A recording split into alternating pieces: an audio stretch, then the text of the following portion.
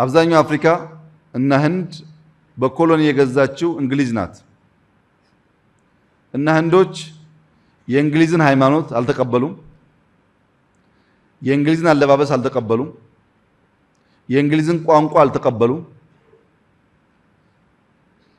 የእንግሊዝን አድሚኒስትሬሽን ስታይል አልተቀበሉም፣ የእንግሊዝን ቴክኖሎጂ ተቀብለዋል፣ ዕውቀት ተቀብለዋል። አፍሪካ እንዳለ ሱፍ ተቀብሏል፣ እንዳለ እምነት ተቀብሏል። እምነት ብቻ ሳይሆን የአስተባበክ ስታይልን ተቀብሏል።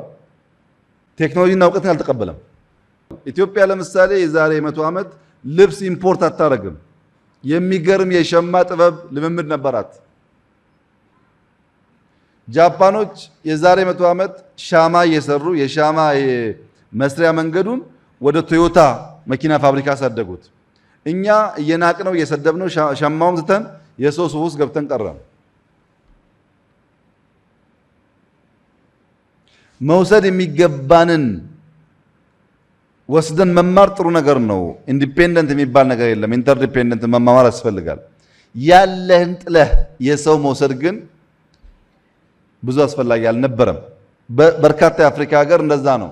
ቋንቋው ላይ፣ ልብሱ ላይ፣ አነጋገሩ ላይ ምናምን በጣም ተረባረብን። የሚያስፈልገን ስላልወሰድን ሁሉ እያለን ሁሉ እንደሌለን መስጠት ስንችል የተራብንና ለማኞች ሆን